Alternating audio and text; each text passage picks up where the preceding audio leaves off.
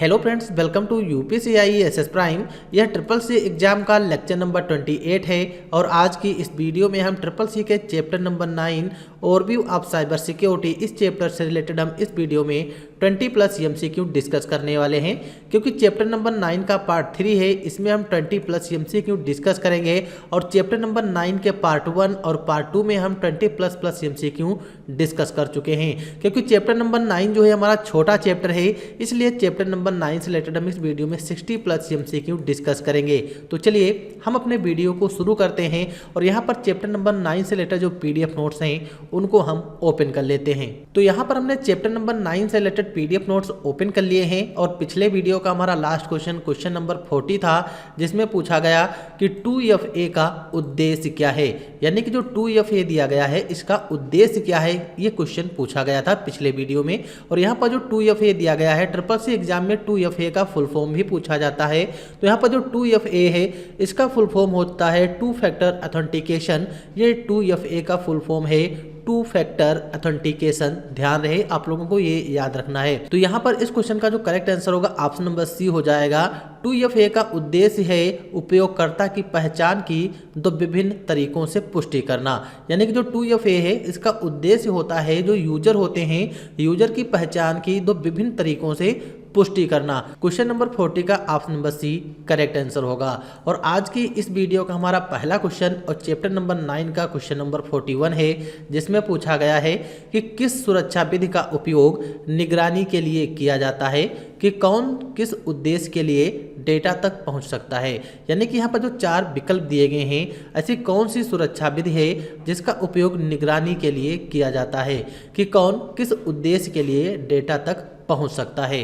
तो इस क्वेश्चन का करेक्ट आंसर क्या हो जाएगा। तो यहाँ पर जो 41 है इस क्वेश्चन का correct answer option number C हो जाएगा। यानी कि डेटा एक्सेस कंट्रोल ये एक सुरक्षा विधि है जिसका उपयोग निगरानी के लिए किया जाता है। तो यहाँ पर डेटा एक्सेस कंट्रोल के बारे में थोड़ा हम समझ लेते हैं कि डेटा एक्सेस कंट्रोल होता क्या है। तो यहाँ पर जो डेटा एक्सेस कंट्रोल दिया गया है, डेटा एक्सेस कंट्रोल एक मूलभूत सुरक्षा उपकरण होता है जो आपको नीतियों के एक सेट के आधार पर एक्सेस को प्रतिबंधित करने में सक्षम बनाता है और इसीलिए डेटा एक्सेस कंट्रोल सुरक्षा निगरानी में भी यूज किया जाता है। तो यहाँ पर इस क्वेश्चन का करेक्ट आंसर जो होगा ऑप्शन नंबर सी हो जाएगा। फिर इसके बाद नेक्स्ट क्वेश्चन नंबर 42 है, जिसमें पूछा गया है कि Blue Prism enterprise robotic process automation software है जो low return high risk manual data entry और प्रोसेसिंग वर्क को खत्म करता है। यानी कि जो ब्लू प्रिज्म हमारा रोबोटिक प्रोसेस का एक सॉफ्टवेयर होता है, यह low return high risk manual data entry और प्रोसेसिंग वर्क को खत्म करता है। या ट्रू होगा या फॉल्स हो जाएगा। तो इस क्वेश्चन का करेक्ट आंसर क्या होगा, ऑप्शन नंबर ए ट्रू हो जाएगा। क्योंकि जो Blue Prism enterprise robotic process automation software होता है या low return high risk manual data entry और प्रोसेसिंग वर्क को खत्म कर देता है। तो ऑप्शन नंबर ए ट्रू हो जाएगा। फिर नेक्स्ट क्वेश्चन पूछा गया है क्वेश्चन नंबर 43, जिसमें पूछा गया है कि सुरक्षित कंप्यूटिंग का मुख्य लक्ष्य क्या है। यानी कि अगर हम अपने कंप्यूटर को सुरक्षित करना चाहते हैं, जो भी हमारी डिवाइस होती है उनको हम सुरक्षित रखना चाहते हैं, तो उसके लिए मुख्य लक्ष्य क्या होगा। प्राइवेसी होगा या फिर चेंज होगा या फिर डिस्क्रिप्शन होगा या फिर ऑल ऑफ दीज हो जाएगा। तो इस क्वेश्चन का जो करेक्ट आंसर होगा ऑप्शन नंबर ए हो जाएगा। यानी कि हमें अपने सिस्टम की प्राइवेसी रखना चाहिए। हर किसी को अपना कंप्यूटर हो या कोई भी डिजिटल इलेक्ट्रॉनिक डिवाइस हो उसका पासवर्ड नहीं बताना चाहिए। तो हमें अपने डिवाइस की प्राइवेसी रखनी होती है। तो यहाँ पर इस क्वेश्चन का correct answer option number A हो जाएगा कि सुरक्षित कंप्यूटिंग का जो मुख्य लक्ष्य होता है प्राइवेसी होता है। फिर इसके बाद नेक्स्ट क्वेश्चन नंबर 44 है, जिसमें पूछा गया है कि साइबर हमलों से बचने के लिए कौन सा काम सबसे महत्वपूर्ण है। अगर हम साइबर हमलों यानी कि साइबर अटैक से बचना चाहते हैं तो हमें कौन सा काम करना चाहिए, यह क्वेश्चन यहाँ पर पूछा गया है 44 में। तो यहाँ पर ऑप्शन नंबर ए में पूछा गया है कि एक मजबूत और अद्वितीय पासवर्ड का उपयोग करना चाहिए, नेटवर्क को अपडेट करना चाहिए, वायरस को हटाना चाहिए या पासवर्ड बदलना चाहिए। तो क्वेश्चन नंबर 44 जो है इसका correct answer option number A हो जाएगा। क्योंकि साइबर हमलों से बचने के लिए हमें अपने सिस्टम या किसी भी डिवाइस में पासवर्ड का उपयोग करना चाहिए, यानी कि एक मजबूत पासवर्ड का उपयोग करना चाहिए। Option number A correct answer हो जाएगा। फिर इसके बाद नेक्स्ट क्वेश्चन नंबर 45 है, जिसमें पूछा गया है कि कौन सी तकनीक डेटा को इनक्रिप्ट करती है ताकि केवल सही व्यक्ति इसे पढ़ सकें। यानी कि यहाँ पर लिखा है इसे, ऐसी कौन सी तकनीक है जो डेटा को इनक्रिप्ट करती है ताकि जो सही व्यक्ति होते हैं वही डेटा को पढ़ सकें, रीड कर सकें और हमारे डेटा तक पहुंच सकें। तो इस क्वेश्चन का correct answer option number B हो जाएगा, इनक्रिप्शन। यानी कि इनक्रिप्शन एक ऐसी तकनीक है जो डेटा को इनक्रिप्ट करती है और यह केवल सही व्यक्ति इस डेटा को पढ़ सकते हैं। तो इस क्वेश्चन का correct answer option number B हो जाएगा, इनक्रिप्शन। यानी कि इनक्रिप्शन एक ऐसी तकनीक होती है जो डेटा को इनक्रिप्ट करती है। तो correct answer option number B हो जाएगा। फिर इसके बाद नेक्स्ट क्वेश्चन नंबर 46 है, जिसमें पूछा गया है कि कौन सी स्क्रीन अनाधिकृत उपयोगकर्ताओं को आपकी फाइलों तक पहुंचने से रोकती है। यानी कि यहाँ पर जो 4 विकल्प दिए गए हैं, इनमें से ऐसी कौन सी कंप्यूटर की स्क्रीन होती है जो अनाधिकृत उपयोगकर्ताओं को आपकी फाइलों तक पहुंचने से रोकती हैं। तो ऑप्शन नंबर ए डेस्कटॉप हो जाएगा, या फिर ऑप्शन नंबर बी थीम्स वाली हमारी स्क्रीन हो जाएगी, या लॉक स्क्रीन हो जाएगी, या बैकग्राउंड स्क्रीन हो जाएगी। तो इस क्वेश्चन का जो करेक्ट आंसर होगा ऑप्शन नंबर सी हो जाएगा, लॉक स्क्रीन। अगर हम अपने कंप्यूटर को लॉक स्क्रीन में रखते हैं तो जो अनधिकृत यूजर होते हैं वो डेटा तक नहीं पहुंच पाएंगे। तो option number C correct answer lock screen हो जाएगा। अगर उनको डेटा तक पहुंचना होगा तो उनको पासवर्ड पता होना चाहिए, तब वो डाटा तक पहुंच सकते हैं। तो correct answer option number C हो जाएगा। फिर इसके बाद नेक्स्ट क्वेश्चन नंबर 47 है, जिसमें पूछा गया है कि OTP ... के रूप में जाना जाता है। यानी कि जो OTP है, OTP को हम और किस नाम से जानते हैं। तो एक तो OTP का फुल फॉर्म होता है वन टाइम पासवर्ड, एक OTP का फुल फॉर्म है।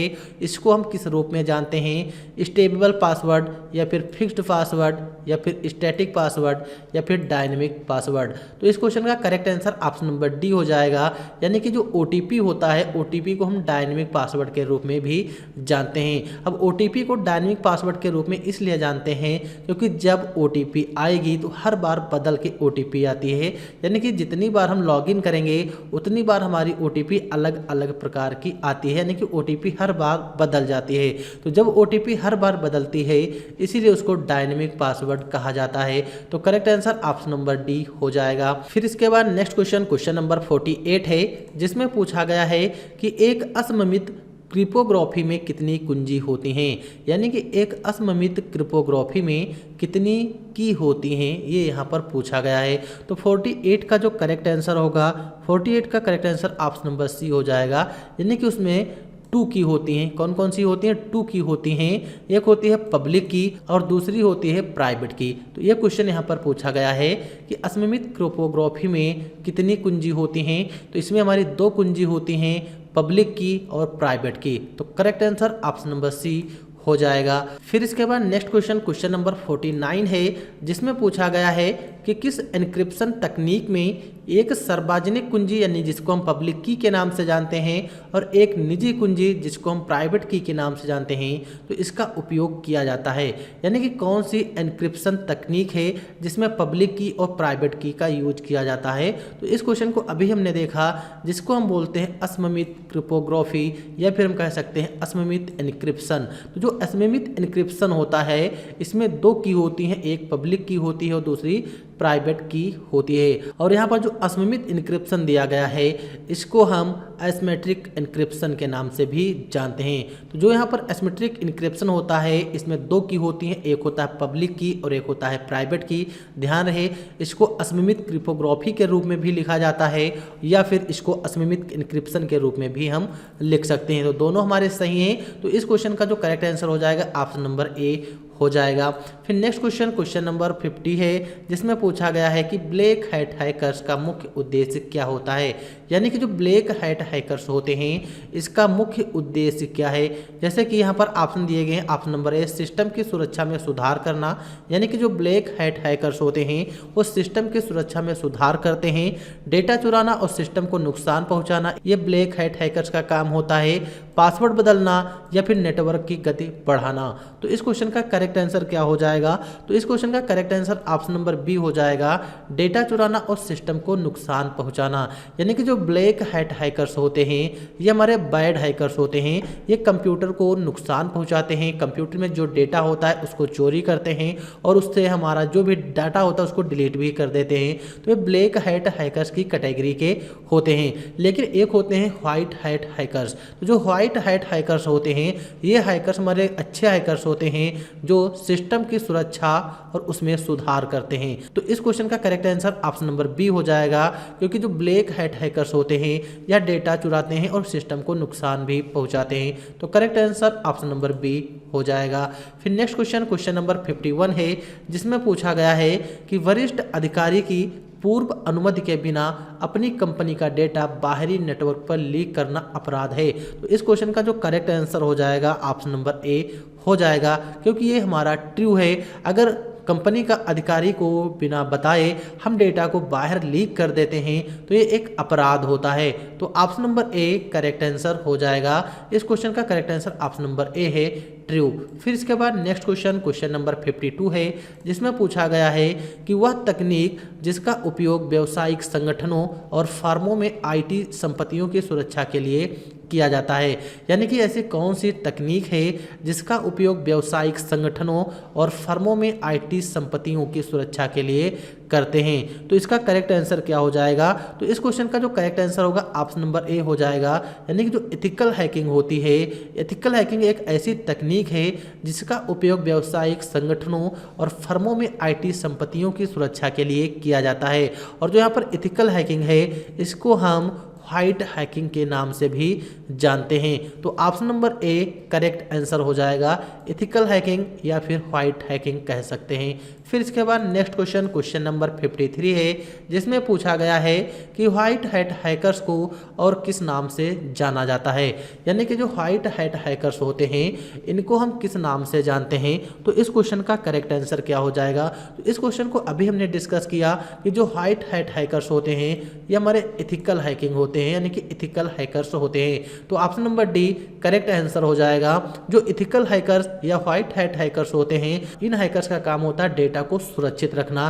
कंपनियों में जो भी डेटा होते हैं वो डेटा को लीक नहीं होने देते हैं। जो हमारे एथिकल हैकर्स होते हैं या व्हाइट हैट हैकर्स होते हैं, तो व्हाइट हैट हैकर्स को हम एथिकल हैकर्स के नाम से भी जानते हैं। Option number D correct answer. फिर इसके बाद नेक्स्ट क्वेश्चन नंबर 54 है, जिसमें पूछा गया है कि एक नैतिक हैकर यानी कि एथिकल हैकर। तो यहाँ पर एथिकल हैकर से कई क्वेश्चन बनते हैं। एथिकल हैकर जो होते हैं इनको हम व्हाइट हैकर्स भी कहते हैं और इनको हम नैतिक हैकर्स के नाम से भी जानते हैं। तो एक नैतिक हैकर को यह सुनिश्चित करना चाहिए कि फर्म की मालिकाना जानकारी लीक ना हो। तो ये हमारा बिल्कुल ट्रू है। यानी कि जो नैतिक हैकर होते हैं या जिनको हम व्हाइट हैट हैकर के नाम से जानते हैं इनका यही काम होता है कि जो हमारा डेटा हो, फर्म की मालिकाना जानकारी बाहर लीक ना हो, या इन्हीं का काम होता है। तो ऑप्शन नंबर ए ये हमारा ट्रू हो जाएगा। फिर इसके बाद नेक्स्ट क्वेश्चन नंबर 55 है, जिसमें पूछा गया है कि एक पेनिट्रेशन परीक्षक को सुरक्षा स्थितियों का मूल्यांकन करते समय फर्म की और आवश्यकताओं को पहचानना और ध्यान में रखना चाहिए। यानी कि यहाँ पर पूछा गया है कि एक पेनिट्रेशन परीक्षक को सुरक्षा स्थितियों का मूल्यांकन करते समय फर्म की प्राइवेसी और सिक्योरिटी आवश्यकताओं को पहचानना और ध्यान में रखना चाहिए। यानी कि जो पेनिट्रेशन परीक्षक होते हैं इनका कर्तव्य होता है कि जो फर्म है उसकी प्राइवेसी लीक ना हो और जो सिक्योरिटी होती है सुरक्षा, फर्म की सुरक्षा बनाए रखते हैं। तो ऑप्शन नंबर डी करेक्ट हो जाएगा। फिर इसके बाद नेक्स्ट क्वेश्चन नंबर 56 है, जिसमें पूछा गया है कि निम्नलिखित में से कौन सा इंटरनेट का सबसे अधिक वायरल भाग है। यानी कि यहाँ पर जो 4 विकल्प दिए गए हैं इनमें से इंटरनेट का सबसे अधिक वायरल भाग कौन सा होता है। तो ऑप्शन नंबर बी हो जाएगा। जो सोशल नेटवर्किंग साइट होती हैं, सोशल नेटवर्किंग साइट इंटरनेट का सबसे अधिक वायरल भाग है। तो option number B correct answer. फिर इसके बाद नेक्स्ट क्वेश्चन नंबर 57 है, जिसमें पूछा गया है निम्नलिखित में से कौन सा सोशल नेटवर्किंग अकाउंट को सुरक्षित करने के लिए उपयुक्त उपाय नहीं है। ऑप्शन नंबर ए मजबूत पासवर्ड, ऑप्शन नंबर बी अपने अकाउंट को फ़ोन नंबर से लिंक करें, ऑप्शन नंबर सी अपना पासवर्ड कहीं भी ना लिखें, ऑप्शन नंबर डी अपने सभी पासवर्ड की सॉफ्ट कॉपी हमेशा अपने पीसी में रखें। तो इस क्वेश्चन का करेक्ट आंसर क्या हो जाएगा 57 का। तो जो 57 है इस क्वेश्चन का correct answer option number D हो जाएगा, यानी कि अपने सभी पासवर्ड की सॉफ्ट कॉपी हमेशा अपने पीसी में रखें। तो ये हमारा गलत है, यह उपाय सुरक्षित नहीं होता है। अगर हम अपने सारे पासवर्ड अपने कंप्यूटर यानी पीसी में रखेंगे तो कोई भी पासवर्ड वहां से निकाल सकता है, तो यह उपाय नहीं है। वही चीज यहाँ पर पूछा गया है कि निम्नलिखित में कौन सा सोशल नेटवर्किंग अकाउंट को सुरक्षित करने के लिए उपयुक्त उपाय नहीं है। तो ऑप्शन नंबर ए मजबूत पासवर्ड यह सुरक्षित उपाय होता है। अपने अकाउंट को फोन नंबर से लिंक करें, ये भी हमारा सोशल नेटवर्किंग को सुरक्षित रखने का एक उपाय है। अपना पासवर्ड कहीं पर भी ना लिखें, ये भी सोशल नेटवर्किंग अकाउंट को सुरक्षित करने का एक उपाय होता है। लेकिन अपने सभी पासवर्ड की सॉफ्ट कॉपी हमेशा अपने पीसी में रखें, ये गलत है।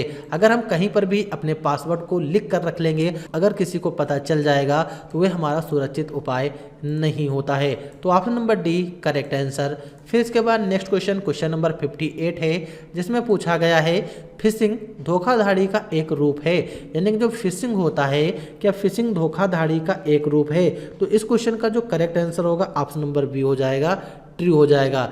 फिशिंग धोखाधड़ी का एक रूप होता है, तो ऑप्शन नंबर बी करेक्ट हो जाएगा। फिर इसके बाद नेक्स्ट क्वेश्चन नंबर 59 है, जिसमें पूछा गया है कि सोशल मीडिया साइट्स का एक हिस्सा विभिन्न गेम और थर्ड पार्टी एप्लीकेशन है जो डैश डैश को आपके डेटा तक पहुंच प्राप्त करने में मदद करते हैं। तो उनको हम क्या कहते हैं, वो हमारे साइबर अपराधी होते हैं। यानी कि जो साइबर अपराधी होते हैं ये थर्ड पार्टी एप्लीकेशन होते हैं जो आपके डेटा तक पहुंच प्राप्त करने में मदद करते हैं। तो option number D correct answer हो जाएगा। फिर इसके बाद नेक्स्ट क्वेश्चन नंबर 60 है, जिसमें पूछा गया है सिस्टम से दूर जाते समय हमेशा डैश डैश करके अपने सोशल मीडिया अकाउंट की सुरक्षा बढ़ाएं। तो इस क्वेश्चन का करेक्ट आंसर क्या हो जाएगा, यानी कि जब हम अपने सिस्टम से दूर जाते हैं या सिस्टम को बंद करके कहीं चले जाते हैं तो वहाँ पर जो हमारे सोशल मीडिया अकाउंट्स होते हैं उनको सुरक्षित कैसे रख सकते हैं, साइन इन करके या लॉग आउट करके या साइन अप करके या लॉग इन करके। तो इस क्वेश्चन का करेक्ट आंसर क्या हो जाएगा क्वेश्चन नंबर 60, इसका correct answer option number B हो जाएगा। यानी कि जो भी हमारे सोशल मीडिया अकाउंट होते हैं उनको हम लॉग आउट करके कहीं पर भी जा सकते हैं। अगर हम जब तक किसी को पासवर्ड नहीं बताएंगे तब तक हमारे सोशल मीडिया अकाउंट को कोई उसको साइन अप नहीं कर पाएगा। तो यहाँ पर लॉग आउट करना ये हमारा सही हो जाता है, यानी कि सिस्टम से दूर जाते समय हमेशा लॉग आउट करके अपने सोशल मीडिया अकाउंट की सुरक्षा बढ़ाएं। तो option number B correct answer हो जाएगा। फिर इसके बाद नेक्स्ट क्वेश्चन नंबर 61 है, जिसमें पूछा गया है कि अपने सिस्टम को स्कैन करने और संदिग्ध फाइलों को नष्ट करने से डेटा के जोखिम को कम किया जा सकता है या सोशल मीडिया पर डेटा लीक होने का जोखिम कम किया जा सकता है। तो 61 का करेक्ट आंसर क्या हो जाएगा, ट्रू हो जाएगा। यानी कि हम अपने सिस्टम को अगर बार बार से अपडेट करते रहते हैं तो वहाँ पर जो भी वायरस वगैरह होते हैं वो हमारे नष्ट हो जाएंगे, यानी कि हमको पता चल जाएगा तो उनको हम एंटीवायरस का यूज करके नष्ट कर सकते हैं। अगर हम अपने सिस्टम को बार बार स्कैन करते हैं तो इससे जो हमारा सोशल मीडिया अकाउंट होगा वो सुरक्षित रहता है और जो भी सोशल मीडिया डेटा होता है वह लीक होने का भी खतरा नहीं होता है। तो ऑप्शन नंबर ए ट्रू हो जाएगा और हमें सिस्टम को बीच बीच में स्कैन कर लेना चाहिए। तो option number A correct answer. फिर इसके बाद नेक्स्ट क्वेश्चन नंबर 62 है, जिसमें पूछा गया है डैश डैश छोटी फाइलें हैं जो आपके सिस्टम पर तब डाउनलोड हो जाती हैं जब आप किसी वेबसाइट पर जाते हैं। यानी कि ऐसी कौन सी फाइलें होती हैं जो आपके सिस्टम पर डाउनलोड हो जाती हैं जब आप किसी भी वेबसाइट पर जाते हैं। तो इस क्वेश्चन का करेक्ट आंसर क्या हो जाएगा 62 का। तो 62 का जो करेक्ट आंसर है ऑप्शन नंबर ए हो जाएगा। यानी कि कुकीज होती हैं, कुकीज जो होती हैं छोटी छोटी फाइलें हैं जो आपके सिस्टम पर तब डाउनलोड हो जाती हैं जब आप किसी वेबसाइट पर जाते हैं। तो option number A correct answer हो जाएगा। फिर इसके बाद नेक्स्ट क्वेश्चन नंबर 63 है, जिसमें पूछा गया है कि किसी भी लक्षित पीड़ित के इनबॉक्स को अनचाहे या जंक ईमेल से भर रहा है तो उसको हम क्या कहते हैं। यानी कि जो हमारे ईमेल आईडी होती हैं, हमारे ईमेल आईडी में बहुत से फर्जी के ईमेल आते हैं, तो उनको हम किस नाम से जानते हैं, हमारे स्पैमिंग होती है। तो option number B spamming is correct answer. तो यहाँ पर क्या हो जाएगा, ऑप्शन नंबर बी हो जाएगा। यहाँ पर हमने इस वीडियो में चैप्टर नंबर 9 से रिलेटेड टोटल 63 एमसीक्यू कंप्लीट कर लिए हैं, और जितने भी हमने एमसीक्यू यहाँ पर चैप्टर नंबर 9 से कंप्लीट किए हैं, इन सभी की आंसर की आप लोगों को नीचे मिल जाएगी। यहाँ से आप लोग मैच कर सकते हो।